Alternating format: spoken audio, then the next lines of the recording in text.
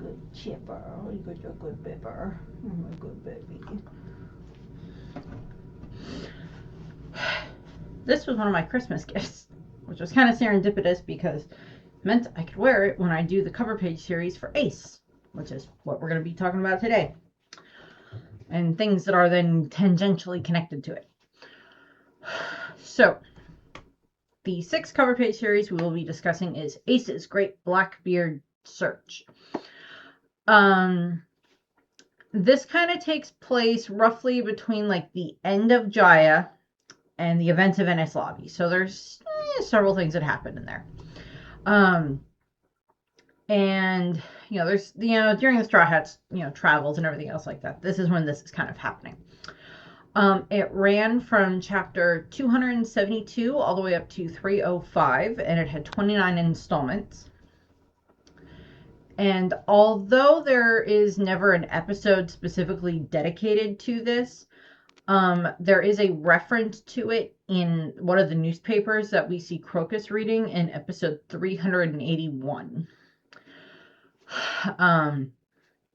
Just gives us a little bit of a, thing popping up as a headline in one of the newspapers. That happens occasionally. The anime didn't necessarily, obviously, animate the majority, very, very large majority of the cover page series, but they kind of threw references to them as like cover pages or something on one of the newspapers every now and then that we see some of the characters reading, which I'll go over a little bit later, or with other ones as we go along. There's some of them that get a little more reference, some of them that don't, just depends. So the short summary of this is that this is essentially Ace going around and trying to follow any leads he can on trying to figure out where Blackbeard is, because of course Ace is trying to find Blackbeard because Blackbeard killed Thatch, and he's just trying to track him down to get justice for Thatch. Because Blackbeard killed one of his own crew members, because he killed one of his own crew members, so his intention is to try to find Blackbeard. During this, he ends up meeting a girl named Moda. He ends up infiltrating the Marine base G2, interacts with Vice Admiral Comiel, and ends up eventually getting information that will lead him to where Blackbeard is, which leads eventually to Bonaro Island, which we'll get to later. So that's kind of the short summary. Going into the much more long version of the summary, or the just detailed by detailed thing. So, number 1, grab that Dine and Dasher. So in a faraway land, the Postulate Cafe finds itself the latest victim of one of the Grand Line's most notorious Dine and Dashers, which is Ace. And then we have number 2, sorry for the Dine and Dash. So this is revealed to be Ace, and he's dashing across rooftops trying to escape, decide on his next move, unaware or uncaring that the Postulate Cafe is still after him, that like the chef is still after him. Information gathering, number 3. With the Postulate chef still after him, Ace begins posing Blackbeard's description to various townsfolk. So he's just going around the town being like, hey, have you seen this guy? Have you heard of this guy? Blah, blah, blah, blah. Number 4, mistaken identity. Ace's search is over at last, or so he thinks, as he attacks a local doctor who just happens to share Whitebeard's build and epitaph. So this is Kurosuru, who is just like this random guy who's this doctor on this island who happens to look like Blackbeard. We will get back to that later, but he happens to look like Blackbeard. He's not. He's a physician. I would not trust Blackbeard with medical decisions. So yeah, no, that's not good either. Number 5, penalty, the river. So Ace has now done 2 stupid things. He dined and dashed, and he has now attacked a doctor. That seems to be quite popular. So the townspeople essentially grab him and toss him into the river. And Ace is not going to attack innocent civilians. These guys are angry at him for legitimate reasons. he dined and dashed and then he attacked the doctor. So they're just like, yep, no, you're going in the river, and he's not going to attack them. And I don't think Whitebeard would be very happy if he found out that one of his sons was attacking innocent civilians. Yeah. So sends them, Ace gets sent down the river. Number 6, the downstream savior. So by sheer chance, there's this young farm girl. Her name is Moda. We learn that soon, but her name is Moda. And she finds Ace in the river and pulls him out of it before he can fully drown. So he's only like a half-drowned cat at this point in time. Pulls him out of the water, gets him up, and, takes him into like her little cottage on the farm. Sometime later, so we have Ace Awakens, number 7. Sometime later, Ace recovers from near drowning and finds Moda tending to the cows outside, because she runs a little dairy farm. I love Moda. She's adorable. Then we get 8, the milkmaid Moda's dilemma. So Ace is talking with her, drinks some of the milk, blah, blah, blah, blah, blah.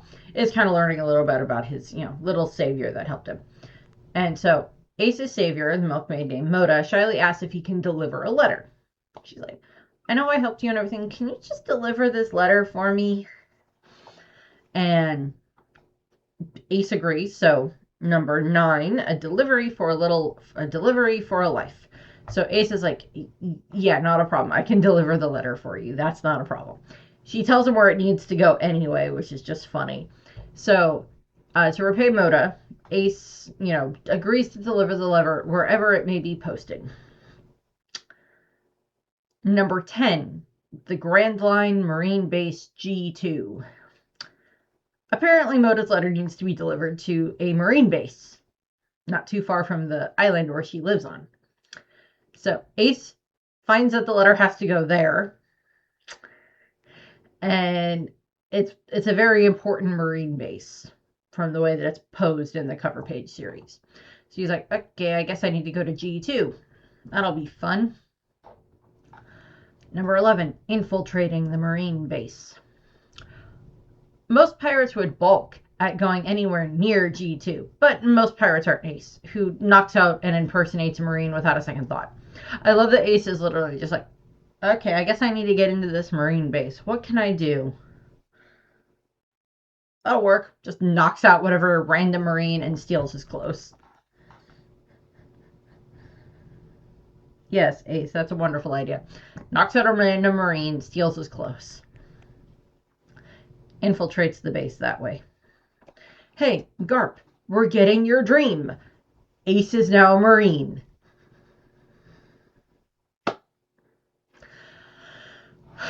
Number 12, the Marines all-you-can-eat canteen.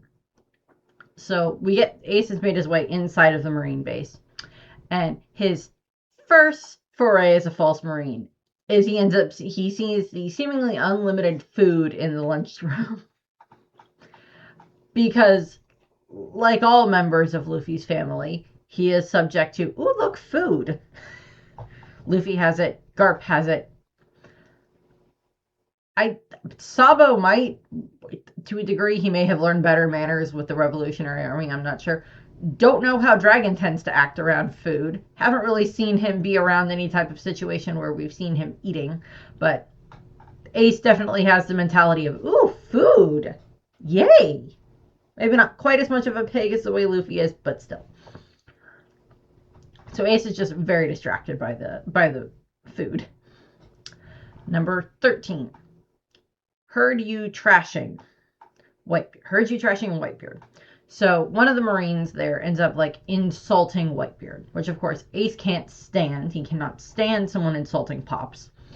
So he attacks the Marine, which of course ruins any pretense of stealth. I'm like, good Lord, Ace. I get it, but that's going to be the thing that essentially leads to your downfall, unfortunately. Literally. Number 14, Intruder Commander Ace. And so Ace is now running around trying to escape from being found. Half of G2 is now after his head, but Ace presses on with his mission, stealing a fresh disguise and more food off a Marine officer. So he's moving up the ranks, Garp. You got to be happy for him there. He's moving up the ranks fast. Then we get to 15. This coffee's bitter enough to curdle morale, to affect morale is essentially what's going on. So we find out Ace has made his way into this meeting with Vice Admiral Comiel, who is the head of G2.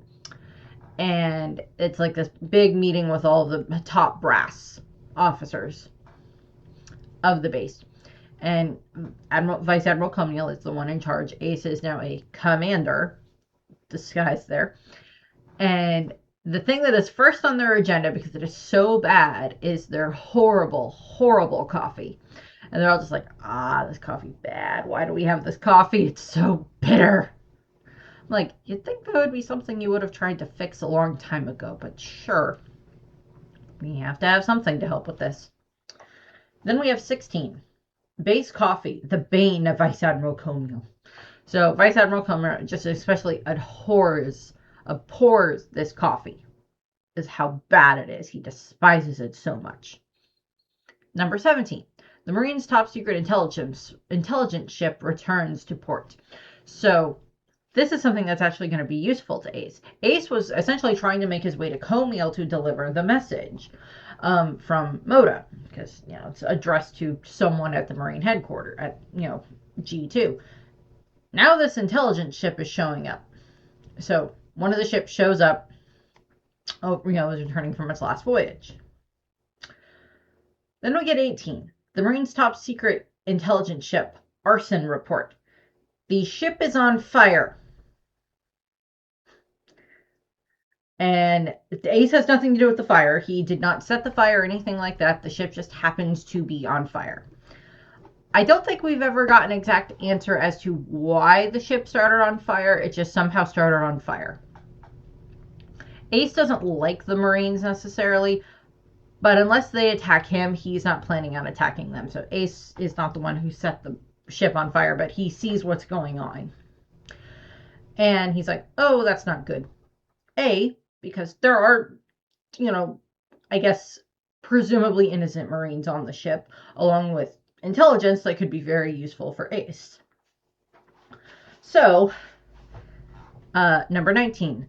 Pirates set the fire in spite. It must have reached the top secret. It mustn't reach the top secret intel. So some random pirates set this fire. I'm like, what random pirates are out here setting random fires to ships? What did this? Who did this? Take your pick. I don't know. Maybe Blackbeard did it. They have intelligence on him. Maybe Blackbeard did it. I don't know. So, they don't want the fire to reach the intel.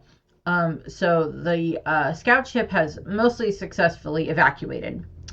Unfortunately, the fire is now way too big to extinguish. And everyone, including Comiel, despairs that they will lose all the information that's on board the paper. So the personnel are pretty much off the ship, but there's still all the important papers and info and all of that data, intelligence and everything else like there. Number 20, a lone Marine braves the inferno. A figure, Ace, a single unequipped man jumps onto the burning scout ship. So they're just like, oh my God, he's so brave. He's so cool. He jumped onto the ship. It's like, what's going on?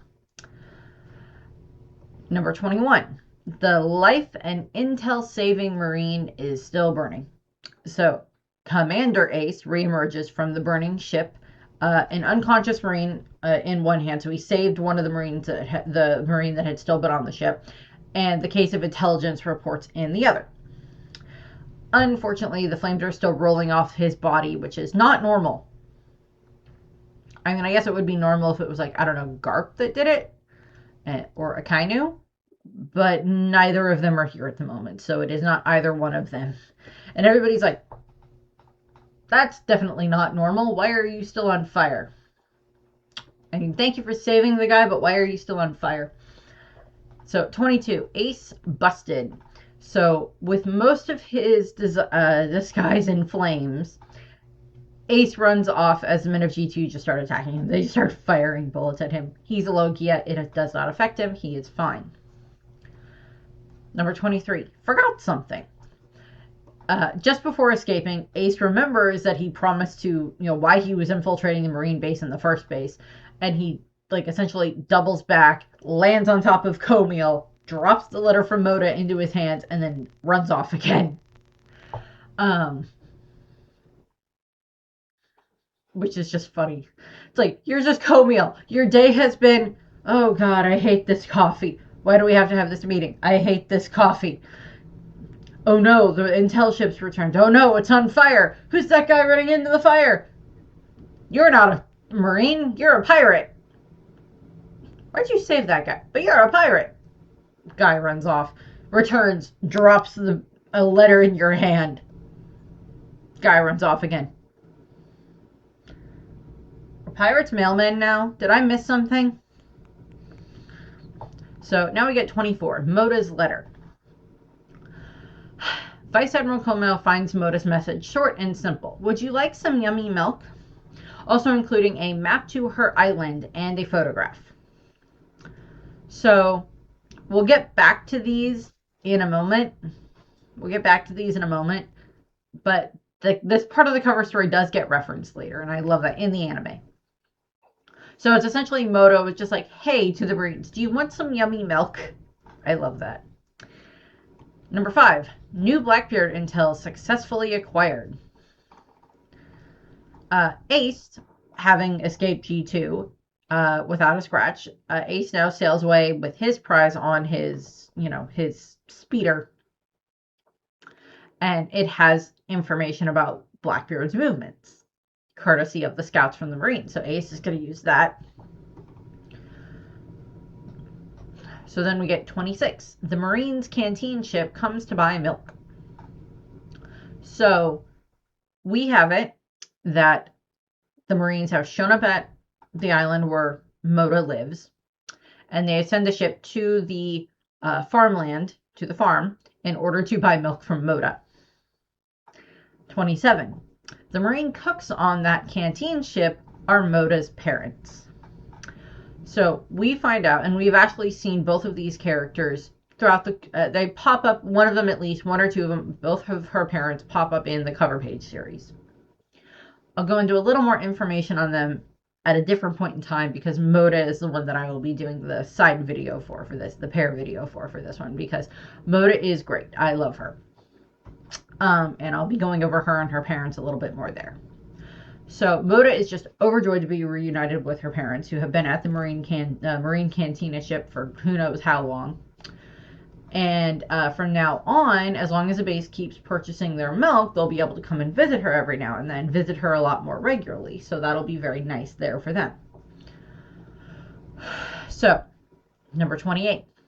Coffee with milk makes more happy meetings. So because of Moda and Ace, the Marine base now has milk to fix their horrible, horrible bitter coffee, which makes all of the Marines, including Camille, so much happier. And that means that the Marines are much better and the meetings are much better. So we get that. Number 29, conclusion, in the name of piracy. So closing in on Blackbeard's trial at last, Ace holds his head high, ready to meet a pirate's justice. So this is where Ace is heading off to go and deal with Blackbeard at Bonaro Island. So this is moving into the aftermath of things, for how the cover page series lands. The aftermath is, of course, Ace makes his way to Bonaro Island, finds Teach there along with his initial part of his crew, and Ace and Blackbeard end up fighting. They have the duel at Bonaro Island. Unfortunately, this results in Ace losing and Blackbeard capturing him and handing him into the Marines, and of course Blackbeard becoming then a new warlord and taking up that position. Ace gets thrown and impelled down. Ace is then, of course, set for execution, and of course that leads into the events of during Amazon Lily. We see Camille again during his first anime appearance, where he is arriving at Marine headquarters at Marine Ford, before Ace's execution, we of course go through everything in regards to just overview. Everything that happens there with Ace leads into Luffy getting into Impel Down, Luffy fighting his way through Impel Down, Ace being taken to Marineford, all the way up through Ace eventually dying to Akainu. And that, that leads through all of that, all because Ace got this information. So there's a lot there that happens, but it's like this thing leads into this, leads into this, leads into this, leads into this. And then we get a while in the story before we get another thing that ties into this cover page series that answers some questions people had about the cover page series. So G2 is the main base that we had there. It's in the Grand Line. We just weren't sure fairly where it was. We also were kind of curious as to what island does Moda live on. We got that information much later on during the Reverie arc. And in the Reverie arc, Moda's kingdom, where she lives, is being attacked by the Peachbeard pirates. And the island is the Lelucia kingdom. We see Moda there. They're being attacked by the Peachbeard pirates, sent on behalf of Blackbeard, which is a little odd considering other information that we have possibly learned about Blackbeard via the Rocks flashback, or the Harold Rocks Shanks Shaki flashback, but Dragon flashback. And what we end up seeing is, of course, Peachbeard is attacking. Moda is kind of the main one that we are introduced to during that time frame. This is Moda. This is the girl from the cover page series with Ace. So that means that the kingdom she lives on was Lelucia, which is, of course, ruled by King Seki and Princess Komain, who, of course, we are introduced to during the Reverie arc. Then we end up having it that the officers, the commanding officers from the Revolutionary Army show up at the island to motivate the citizens, and they end up, the citizens, including Moda, end up fighting back against Peachbeard and his crew and taking them down and handing them in for the bounty. And, Bella Betty gives them the info to contact them later if they decide they want to be part of the resistance. Then we have everything that happens when Lelucia is destroyed. We see Lelucia get destroyed. We know that Sabo ended up there. And we're kind of left a little floundering on information for a little while, whether or not Sabo was actually dead. And then, of course, during Egghead, it is revealed that no, Sabo survived. And he is now returned to... we see him returning to Kamabaka Kingdom, and he comes with several other citizens from Lelucia, including Moda, that wish to join the Revolutionary Army.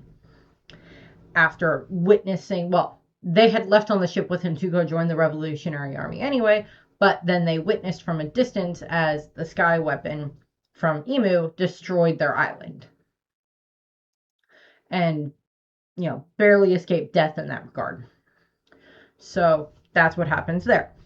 Moda, along with the other revolutionaries, do listen in to Vegapunk's message as he is, explaining what's going on in the world, why the sea levels are rising, why there was that earthshake, what happened with Lelucia. It kind of gives them a little bit of, not necessarily closure, but a little more information as to what happened to their kingdom. Type of a thing.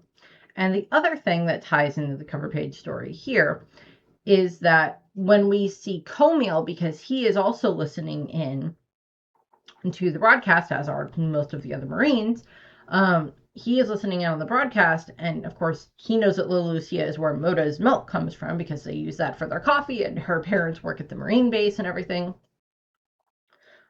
Let's put it this way. I hope Moda's parents are still alive. I hope they had not been visiting the island when everything happened. So I hope that's the case. But what ends up happening is we see Comiel there, and he's listening to the information coming in from, Vegapunk's broadcast, and we see him looking at the letter, or at a letter that's from Moda, and one of the pictures that she drew for him or has, copied and given to him as thank you. And so Comiel's having this moment of oh, that's not good. Like, he knew that kingdom. He had personal connection to that kingdom. And now it's gone.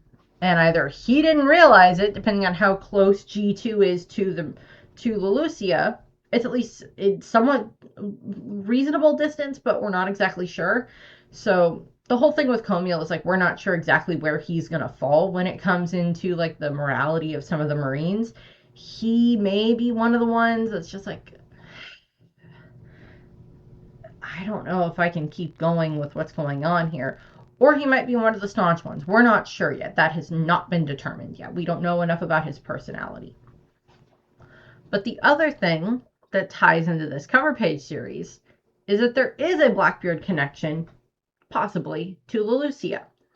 So, during the whole flashback that we got during Elbath, we have it that, Rox and Eris are talking as they're trying to escape from the dummy reversing members of Rox's family, which is just so not a fun experience to have to deal with by any means.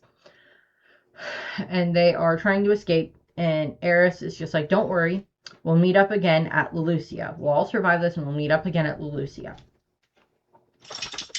Now, there is the question involved of whether or not that meant that, like, Eris came. Yes, I know, you're a little jiggle. You're a jingle. Now, there is always the question, and we're not sure about this yet, if maybe Eris was from Lelucia and has that connection back there. There was the Dr. Blackbeard, Dr. Blackbeard, that was there on Lelucia, who very much resembled Blackbeard, who could have been a relative of Eris, so there could be a connection there. Lelucia, just given the other information that we know about it, seems like a very specific place for Eris to be willing to teach. Now, it's possible that at the time it was not a world government affiliated island, and that happened sometime in the last 38 years that it became a world government affiliated island, but we're not sure.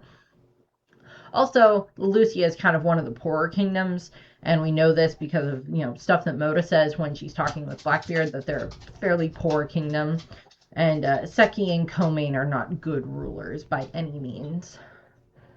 I'm almost done. Come here and I'll pet you. Come here. Come here, let me pet you and love you. So, there's that whole concept there. It'll be very interesting to see how that ends up panning out. Whether or not this, gets fully referenced back later for this connection to Lelucia for Eris and Teach and, Rox and everything. We'll see how that pans out. I guess if that's the case, I guess it's possible that Eris could be related to Moda. That would be an interesting way of putting it. Have her be related to Moda in some case, but I don't think so. But we'll see how everything ends up panning out. That would be an interesting connection there, that like through Ace, through Eris, Moda is related to Teach, but Moda helped Ace, and her parents work for the Marines, so I don't know. But I'll probably bring that up a little bit more in the video about Moda, just as a possible connection. But I'm that's a very, I don't think that's going to be the case, but if it is, okay. So, that's what we have here. I thank you very much for watching. I hope you enjoyed the video, and I hope you have a nice rest of your day. Bye!